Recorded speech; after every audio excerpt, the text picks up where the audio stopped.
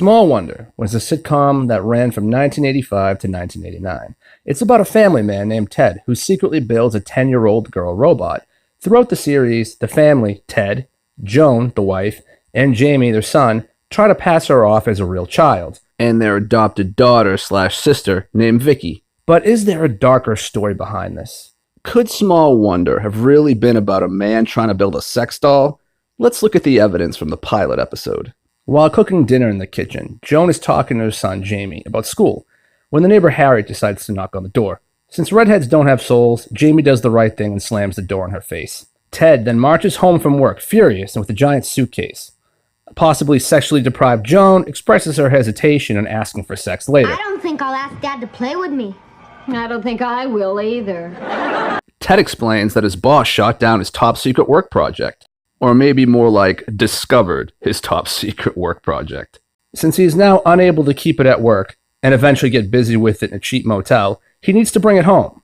And the hopes now that his wife won't make him get rid of it too, he comes up with a clever excuse of why he needs to keep this doll. It's an experimental VICI. Give that to me in English.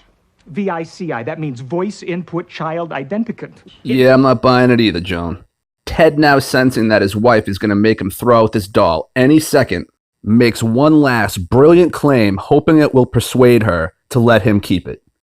It could teach in the schools or in the hospitals to help in therapy for speech-impaired or handicapped children. There are hundreds of practical uses for it. You hear that? Hundreds of practical uses for it, as he turns away from his wife and smirks. Ted then asks Joan if he can further work on the secret project at home. Joan is actually fine with it. In fact, she's relieved. I'd know what kind of doll you were working on nights. Don't be too sure of yourself there, Joan. So where does Ted exactly plan on working on Vicky? It's not the basement. Or the garage. No, it's the bedroom. And he's ecstatic. And I mean, really ecstatic. You are fantastic. I'm fantastic. He then introduces her to the family. I have no idea why he dressed Vicky in this outfit. Since he could have easily asked Joan advice on what clothes to dress her in, or take notice by just looking around, I'm assuming he landed on this outfit to play out some type of strange doll fantasy. Well, it's Ted and Joan's anniversary.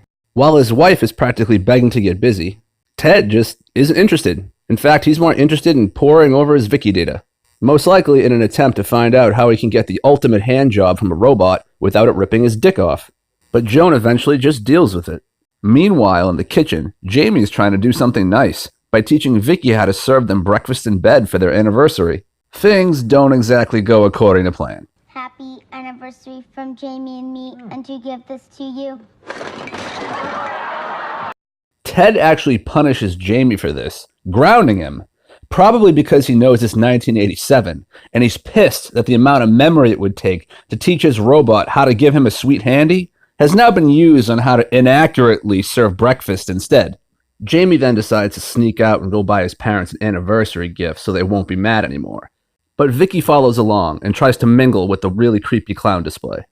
Ted and Joan catch him trying to sneak back in with Vicky, and Ted finds out that the nosy, soulless redhead is starting to catch on, because she's been peeking in through windows. Tell my daddy about her.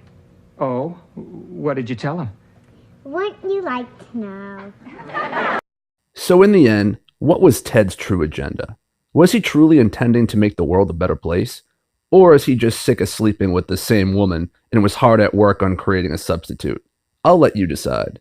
But one thing's for sure, Small Wonder was certainly a strange show. Well, as always, thanks for watching, everyone. Hope you enjoyed the video.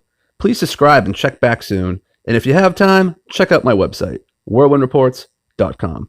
Thanks.